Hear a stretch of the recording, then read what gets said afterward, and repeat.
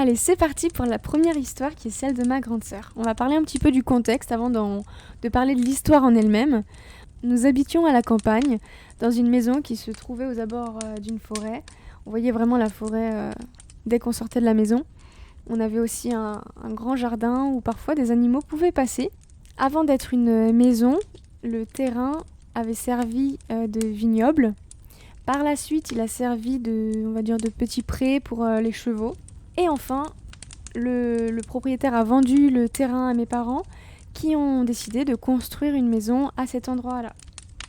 On y a vécu de très bons souvenirs. On n'a jamais vraiment senti d'énergie négative dans cette maison. En tout cas, en tant qu'enfant, on ne l'a jamais vraiment ressenti, en tout cas de mémoire. Hein. Peut-être que ça me reviendra d'ici là, mais il ne me semble pas. Et justement, l'histoire que je vais vous raconter, celle de ma grande sœur, est une histoire paranormale, on pourrait le dire comme ça, puisqu'on ne sait toujours pas finalement l'expliquer. Et c'est une histoire qui est positive. Alors un jour, elle rentre à la maison, elle est très malade, elle pense qu'elle a un gros rhume. Les parents pensent aussi que c'est un gros rhume parce qu'elle a de la fièvre, elle est toute tremblante, voilà, elle sait qu'elle doit se reposer absolument. Un jour passe, très malade, deuxième jour aussi, elle sait qu'elle va en avoir au moins pour une semaine, hein, vu le rythme et les symptômes. 1 ou 2 jours s'écoulent et un soir, elle est dans son lit, dans sa couette, elle s'endort tout doucement. Et là, je pense que c'est l'ordre du rêve. Elle aussi, elle le pense. Mais c'est vrai qu'on peut se poser la question, est-ce que c'est l'ordre du rêve, de l'ordre du semi-sommeil par exemple ? Je vais vous expliquer un petit peu, vous pourrez aussi donner vos avis en commentaire. Ma grande sœur s'endort tout doucement, paisiblement. Et elle entend dans le couloir un bruit. Un bruit comme si quelque chose, quelqu'un, un animal se déplaçait. Donc elle tend l'oreille pour savoir un petit peu d'où peut provenir ce bruit. Et c'est bien un bruit de déplacement. Elle entend comme des sabots qui se déplacent dans le couloir. Et les sabots longent le couloir pour s'arrêter devant la porte de sa chambre. Donc elle se demande ce que ça peut bien être. Et la porte s'entrouvre tout doucement. Et elle voit en fait un cheval qui arrive doucement dans sa chambre avec des choses dans la bouche. Elle le voit difficilement, mais elle sait que c'est un cheval. Elle le regarde et elle voit qu'il tient dans son museau un mélange d'herbes. En tout cas, elle le comprend. En tout cas, elle le comprend ainsi. Donc peut-être qu'il a pu lui faire parvenir cette information. Et elle comprend aussi que ce mélange d'herbes, elle doit l'ingérer. Enfant, elle a totalement confiance en lui, elle ne sent pas d'énergie forcément négative. Donc elle décide de prendre dans sa bouche les herbes mélangées que ce cheval lui donne, est venu lui apporter. Elle le mange et le cheval finit par partir et quitter la chambre. Au petit matin, elle se réveille et elle se sent en pleine forme. Elle n'a plus aucun symptôme, plus de fièvre. Elle se sent pleine d'énergie, revitalisée. Et elle trouve ça assez étrange d'ailleurs, puisque la veille, elle était vraiment pas bien. Et elle a le souvenir à ce moment-là qu'un cheval est venu lui apporter des herbes. Alors elle ne saurait pas expliquer si c'est un rêve, si c'est une vision de ce qui a pu se passer. En tout cas, elle a ça en mémoire. Et elle se souvient être allée très très bien après. Même les parents avaient été surpris de voir qu'elle était en pleine forme. Après, pour information, je crois que je ne l'ai pas précisé, elle était petite, hein, elle était en primaire. Elle avait environ une dizaine d'années. Moi, j'étais née, parce qu'on a 5 ans d'écart. Et quand on est enfant, on fait peut-être aussi plus facilement confiance, on a moins peur dans les choses qu'on peut voir. Et elle a eu totalement confiance en ce cheval qui est venu lui apporter des herbes. Et en tout cas, elle a vraiment comme souvenir qu'elle était pleine d'énergie. Voilà, c'est une jolie histoire qui la touche encore aujourd'hui. Elle a très peu de souvenirs de son enfance, mais par contre, cette histoire-là, elle l'a gardée vraiment en mémoire. C'est quelque chose qui l'a marquée. J'espère que cette histoire vous a plu. En tout cas, cette histoire paranormale n'a pas pour but de donner des frissons dans le dos. C'est vraiment un partage de quelque chose qu'on a du mal encore à expliquer aujourd'hui, que son état se soit amélioré en un claquement de doigts finalement, suite en plus à cette vision ou ce rêve qu'elle a pu avoir. En tout cas, elle en fait un lien de cause à effet, pour sûr. Voilà, n'hésitez pas à dire ce que vous en pensez dans les commentaires. Et on va passer à la deuxième histoire. L'histoire dont je vais vous parler maintenant, c'est celle de ma petite sœur. Alors ma petite sœur, elle a fait pas mal d'expériences avec ses amis. Beaucoup étaient branchés sur le Ouija. Ils aimaient beaucoup faire ça. Ma petite sœur, elle a toujours été réticente pour jouer à ce genre de jeu, on va dire, hein. Et avec le temps, elle a appris à se protéger. Pas au début. Au début, sans vraiment participer ou parfois de temps à autre. Et ensuite, elle s'est très bien rendue compte qu'il y avait des choses qui étaient quand même très étranges, très bizarres. Et en discutant ensemble, en voyant au fur et à mesure qu'on pouvait se protéger des esprits pas très sains pour nous, etc., elle a pris ses précautions quand ses amis, à des soirées ou des après-midi, voulaient faire du Ouija. Donc ses amis lui ont dit « Écoute, aujourd'hui on va faire un Ouija » et elle refusait catégoriquement de faire un Ouija. Et elle s'est souvenue que le sel pouvait protéger des esprits. Donc elle leur dit « Bah attendez, je vais mettre du sel autour de vous ». Donc le Ouija est au centre de la table, ses amis étaient tout autour, et elle décide de mettre du sel tout autour de ses amis et d'entrer dans le cercle pour se protéger des esprits. Finalement, elle se rend compte au fur et à mesure que le Ouija ne fonctionne absolument pas, et ses amis ne comprennent pas, puisque d'habitude ça fonctionne toujours au bout d'un certain temps. Ses amis lui disent « Mais c'est à cause de ton sel, on peut pas communiquer avec les esprits, etc. Enlève ton sel, enlève ton sel. » Finalement, elle se rend bien compte que oui, c'est son sel qui doit bloquer leur jeu, on va dire. Donc elle décide d'enlever le sel, mais elle décide de mettre sa chaise à l'extérieur de la table, d'entourer sa chaise de sel, pour ensuite se mettre sur la chaise. Donc ça veut dire qu'elle est entourée de sel, contrairement à ses amis qui, eux, font du Ouija sur la table. Elle assiste à ce qui se passe, tout en se disant qu'elle est finalement un minimum protégée, contrairement aux autres, de toute façon, qui voulaient jouer au jeu. Finalement, très vite, alors je sais pas comment on peut appeler ça, c'est l'espèce de jeton, vous savez, qui bouge là sur les lettres. Je sais pas comment ça s'appelle. Forme des mots très courts. Et ses amis lui disent à voix haute ce qu'eux voient. Hein. Et en fait, c'était sel. Et ça le met plusieurs fois. Sel, sel. Ça le met au moins 2 fois de ce qu'elle m'a dit. Et que ça mettait sel, stop. Plusieurs fois de suite. Et donc, elle comprenait bien, et ses amis aussi, qu'il fallait qu'elle enlève le sel qui la protégeait autour d'elle. Donc, elle dit à ses amis, non mais moi, de toute manière, je n'enlèverai pas le sel. Donc, peu importe ce qui se passe, je n'enlèverai pas le sel. Finalement, le message était le même. Donc, ils ont dit au revoir à l'esprit. Et ils ont arrêté le jeu pour l'instant. Pour information, ça se passait en après-midi, plutôt fin d'après-midi, en été, sur le balcon d'un de ses amis. Donc il y avait la table à l'extérieur, il profitait du temps, et il y avait aussi un hamac, un peu de verdure, etc. Donc c'était quand même un environnement qui n'était pas effrayant. Donc comme ils étaient un peu frustrés de ne pas avoir eu de véritable réponse à leurs questions, puisque finalement ils n'ont eu que les mots sel et stop, ils décident de reprendre une dernière fois le jeu et d'y jouer encore une fois. Là, ma petite sœur entend des rires d'enfants un petit peu partout autour d'elle, parce qu'elle a tendance à entendre les choses, et ça lui fait plutôt peur. Mais elle sent, malgré sa peur, que l'esprit qui est là, du moins, est un esprit blagueur. On peut même dire farceur dans le sens positif, on va dire ça comme ça. Et elle entend quelque chose lui chuchoter est-ce que tu veux voir une blague ? Et ça rigole, et ça rigole. Et ma petite sœur dit oui à voix haute. Donc ses amis se retournent parce qu'ils l'entendent dire oui alors qu'ils n'ont pas parlé. Et au moment où elle dit oui, le hamac, où il y avait quelqu'un dessus mais c'était un nouveau hamac, se casse et la personne tombe en fait par terre dans l'herbe. Donc tout le monde rigole. Finalement, on reprend ses esprits pour se reconnecter au Ouija. Et ma petite sœur entend l'enfant qui riait à plein poumon, si on peut le dire comme ça, à sa blague. Ma petite sœur rigole aussi et elle comprend que c'était quelque chose on va dire de positif, de pas malsain du tout. Finalement, après ça, après cette phase de rigolade, ses amis décident d'arrêter le Ouija. Ils remercient l'esprit qui était là et ma petite sœur leur explique que c'est l'enfant, l'esprit, qui a fait ça. Voilà. Après, avec du recul, ma petite sœur se rend bien compte qu'elle n'aurait peut-être même pas dû assister à ça. Elle aurait dû s'éloigner comme toute personne, mais elle a préféré quand même se protéger avec du sel parce qu'on ne sait jamais. Et maintenant, le Ouija, c'est quelque chose qu'elle ne fait plus du tout parce qu'elle ne côtoie plus les mêmes personnes. Et puis de toute manière, elle sait que c'est pas quelque chose que l'on fait. Donc là, c'était plus des tests d'adolescence. Donc je vous prie de respecter ça, hein, surtout dans les commentaires, de ne pas remettre en question ou en cause ce qu'elle a pu vivre, parce que chacun aussi fait son expérience. Le Ouija, c'est quelque chose, moi, personnellement, que je n'ai pas testé.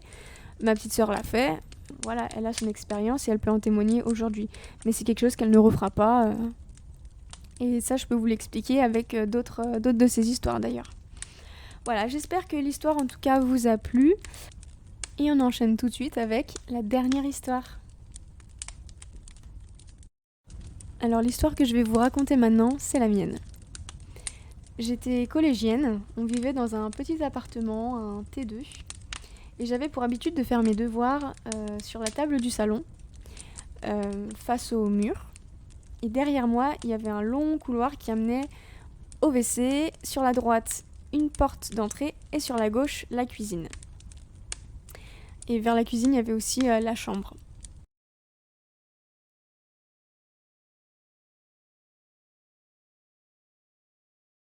Donc j'avais l'habitude de faire mes devoirs sur la table, dos à ce couloir. Et j'étais souvent dérangée par l'impression qu'on m'observait dans ce fameux couloir. Donc j'avais souvent tendance à me retourner parce que j'avais l'impression d'être observée par quelqu'un, quelque chose. Donc c'était difficile pour moi de me concentrer, mais en même temps je ne me voyais pas forcément changer de place. Alors je ne sais pas pourquoi. Est-ce que c'est parce que j'avais peur d'y voir quelque chose? Si je me mettais face à ce couloir, je ne saurais pas le dire, parce que honnêtement, je n'en ai pas le souvenir. Mais en tout cas, moi, je voulais absolument garder ma place. Et je me souviens aussi que parfois, quand je me retournais, j'avais l'impression de voir comme une ombre passer, voilà, quelque chose de furtif. Et c'était pas du tout rare pour moi de voir cette ombre passer dans le couloir. C'était même devenu quelque chose d'habituel. Et au fur et à mesure du temps, cette ombre, je la voyais de moins en moins, mais par contre, je voyais quelque chose d'autre à la place. Donc je pense en fait que je voyais plus clairement ce qu'était cette ombre. Je pense que c'était vraiment la même énergie, en tout cas c'est comme ça que je le ressens aujourd'hui et que j'ai pu le ressentir à l'époque. Un jour, alors que je faisais mes devoirs, je me retourne pour la énième fois.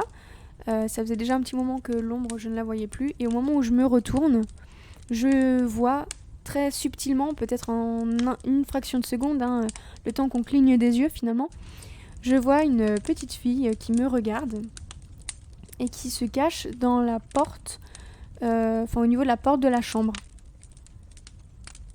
Elle se cache, mais elle fait quand même passer sa tête pour me regarder. Et hop, elle se cache. Donc moi, même si ça a été très furtif, j'arrive à visualiser du moins ce que j'ai vu. Donc pour moi, c'était une petite fille d'environ 5 ans, peut-être un petit peu plus, qui avait une chevelure brune, cheveux bouclés, très très bouclés, qui arrivaient au niveau des épaules, et qui avait un petit doudou dans sa main qu'elle portait avec une main, qui traînait un petit peu par terre. Et elle avait une tenue toute blanche, comme une robe blanche. Et en fait, je la sentais souvent m'observer, donc je me retournais souvent et j'avais toujours cette impression de la voir se cacher, hop, dans la chambre. Au fur et à mesure que les choses se passaient comme ça, je me suis rendu compte, et en fait je l'ai compris au fur et à mesure aussi, qu'elle voulait jouer à cache-cache avec moi. Et elle s'amusait de me voir me retourner à chaque fois. Et il m'arrivait aussi à voix haute de lui dire « Allez, là, c'est bon, je veux pas jouer, là, je suis en train de faire mes devoirs. » Donc finalement, c'est une silhouette avec laquelle j'ai pu m'habituer. En tout cas, j'ai pu m'habituer à sa présence sans forcément avoir peur. C'est pas une ombre que je craignais. Même si finalement c'était pas normal, ça me faisait un petit peu peur, mais surtout ça me dérangeait en fait pour faire mes devoirs, hein, parce que j'étais très consciencieuse, je voulais faire mes devoirs. Et donc ce qui m'énervait un petit peu, c'est qu'elle se jouait de moi. Donc elle s'en amusait. Elle s'amusait que je sente qu'elle soit là et qu'à chaque fois je me retourne.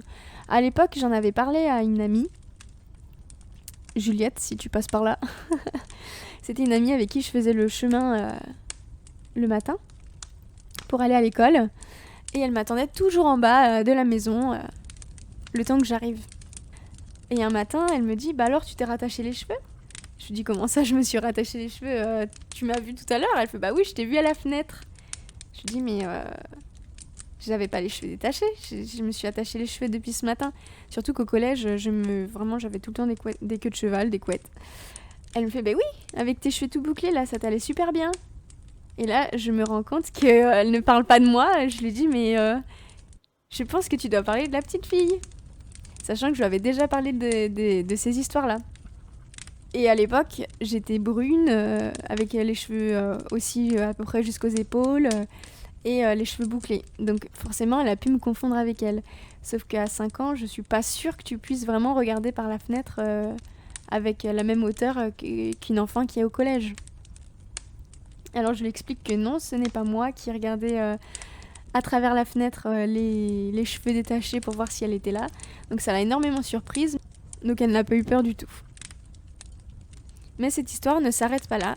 Cette histoire-là, j'en ai pas vraiment parlé à mes parents ni à mes sœurs à l'époque, parce que j'étais une personne qui était plutôt introvertie, donc je gardais pour moi mes expériences, voilà.